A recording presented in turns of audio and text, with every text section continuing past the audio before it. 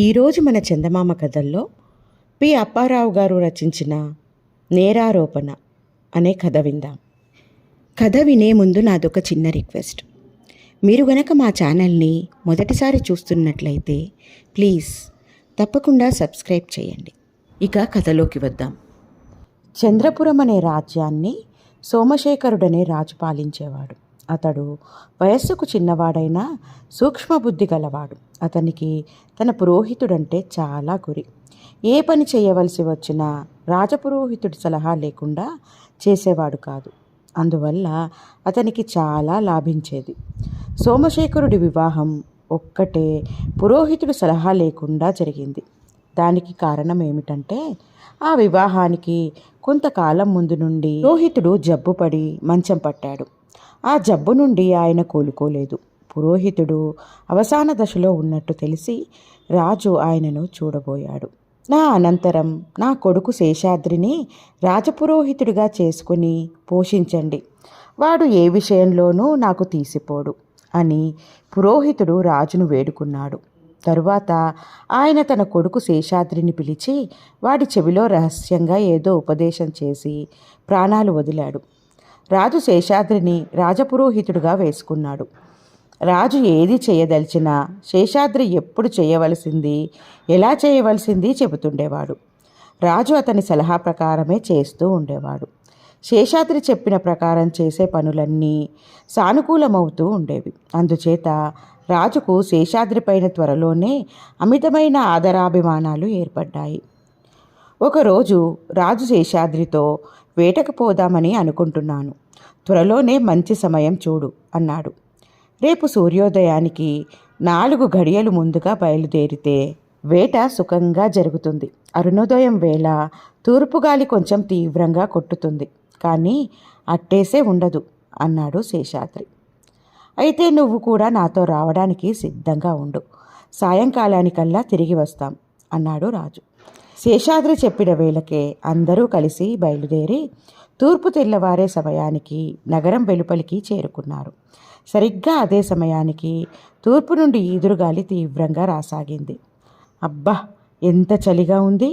గాలి గట్టిగా వీస్తుందని నీవు ముందే చెప్పావు, నాకే జ్ఞాపకం లేకపోయింది. కాస్త మా ఇంటికి వెళ్ళి నా పడక గదిలో ఉన్న శాలువా తెచ్చి పెడతావా అని రాజు శేషాద్రిని అడిగాడు. శేషాద్రి తన గుర్రం మీద వేగంగా రాజభవనం చేరుకున్నాడు. అతను తిన్నగా రాజుగారి పడక గదికి వెళ్ళి లోపల అడుగు పెట్టబోతుండగా చనిపోతూ తన తండ్రి పెట్టిన ఆంక్షలలో ఒకటి జ్ఞాపకం వచ్చింది. దంపతుల శయన మందిరాన్ని ప్రవేశించకు అని అతని తండ్రి చెప్పాడు. అందుచేత అతను తలుపు దగ్గరే నిలబడి రాజుగారు శాలువా తెమ్మన్నారు అని గట్టిగా అన్నాడు. తలుపు గడియవేసి లేదు, లోపలికి రా అని లోపలి నుండి రాణి అన్నది. ఎందుకులేండి, శాలువాను మీరే అందించండి అన్నాడు శేషాద్రి. రాణి తలుపు రేఖ ఒకటి తెరిచి అతనికి శాలువా అందించింది.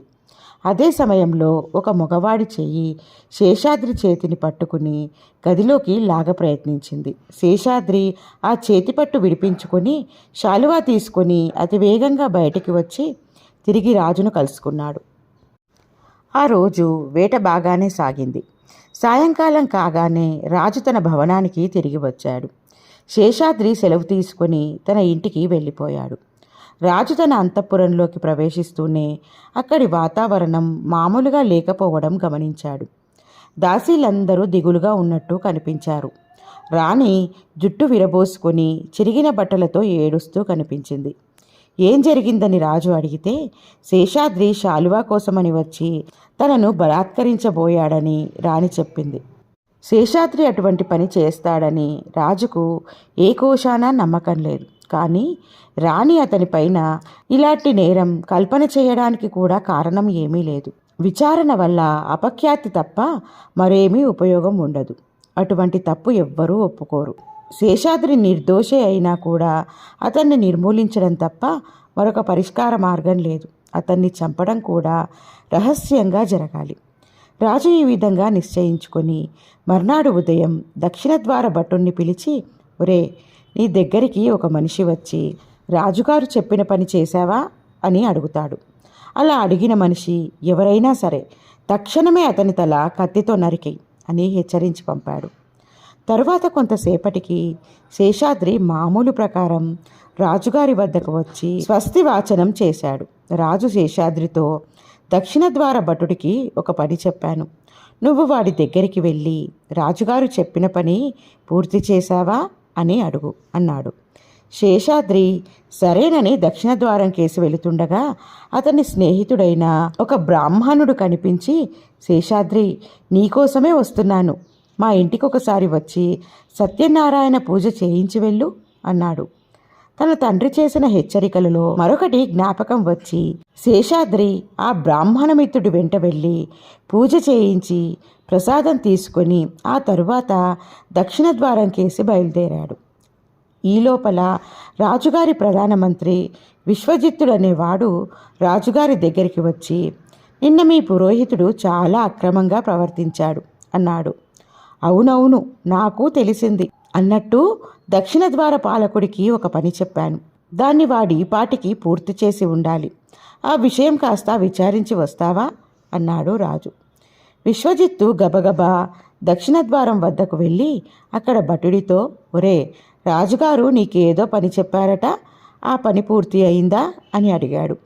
వెంటనే భటుడు కత్తితో విశ్వజిత్తుడి తల నరికి దాన్ని ఒక గుడ్డలో చుట్టి తెచ్చి రాజుగారి దగ్గర పెట్టాడు. నీ పని అయిపోయింది, ద్వారం మూసి ఇవాళకు నువ్వు వెళ్ళిపో అన్నాడు రాజు. గుడ్డలో చుట్టి ఉన్నది శేషాద్రి తలేనని రాజు అనుకున్నాడు. కానీ మరికొంచెం సేపటికల్లా శేషాద్రి తిరిగి వచ్చి, మహాప్రభు, దక్షిణ ద్వారం మూసి ఉన్నది, అక్కడ ఎవరూ లేరే అన్నాడు. రాజు అతన్ని చూసి నిర్ఘాంతపోయి, నిన్ను దక్షిణ ద్వారం వద్దకు వెళ్ళమని చెప్పి ఎంతసేపు అయింది? ఇప్పుడు వెళ్ళి వస్తున్నావా? ఇంతసేపు ఏం చేస్తున్నావు అని అడిగాడు. ఒక స్నేహితుడింట సత్యనారాయణ పూజ చేయించవలసి వచ్చింది, అందుచేత ఆలస్యమైంది అన్నాడు శేషాద్రి. నా ఆజ్ఞ కన్నా ఆ పూజ నీకు ముఖ్యమైందా అన్నాడు రాజు. అవును, నా తండ్రి ప్రాణం విడుస్తూ నాకు కొన్ని బోధలు చేశాడు, నేను వాటిని అతిక్రమించకుండా నడుచుకుంటున్నాను అన్నాడు శేషాద్రి. ఏమిటా బోధలు అన్నాడు రాజు.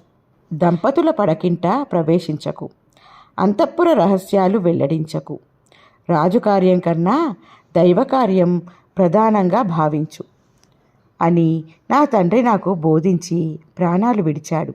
రాజకార్యం కన్నా దైవకార్యం ముఖ్యమని నా స్నేహితుడింట దైవపూజ పూర్తి చేసి మీ పని మీద వెళ్ళాను అన్నాడు శేషాద్రి. నిన్న ఉదయం శాలువా ఎలా తెచ్చావో చెప్పలేదే? దంపతుల పడక గది ప్రవేశించవు గదా అన్నాడు రాజు. అందులో అంతఃపుర రహస్యం ఉన్నది గనుక తమతో ఈ విషయం చెప్పలేదు అన్నాడు శేషాద్రి. నేనే అడుగుతున్నాను గనుక చెప్పవచ్చు, చెప్పు అన్నాడు రాజు.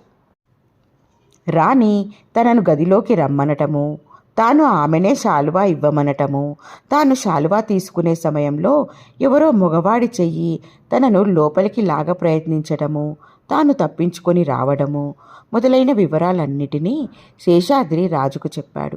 రాజు అంతా విని, నువ్వు కాలజ్ఞానం కలవాడివి కదా, ఈ రహస్యం వెనుక ఉన్న కుట్ర ఏమిటో నాకు వివరంగా చెప్పు అన్నాడు రాజు. మహారాజా, నేను శాలువా తెచ్చే దారిలోనే అదంతా అంచనా వేశాను. మీ సన్నిహితుడొకడు మిమ్మల్ని హతమార్చడానికి పన్నాగం పన్నాడు. మీకు భార్యను నిశ్చయించింది కూడా అతనే. వివాహమయ్యాక ఆ ఇద్దరు మిమ్మల్ని హత్య చేసే మార్గాలు ఆలోచిస్తున్నారు. కానీ వారికి పక్కలో బల్లెంలాగా నేను దాపరించాను. అందుచేత ముందు నన్ను హతమార్చడానికి ఎత్తువేశారు. ఈ ఎత్తు పారదని తెలిసి నేను నిశ్చింతగానే ఉన్నాను. మీకు కూడా ఈ పూట నుండి శత్రుభయం తీరిపోయిందనే నా విశ్వాసం. అందుకే మీకేమీ హెచ్చరిక చేయలేదు అన్నాడు శేషాద్రి.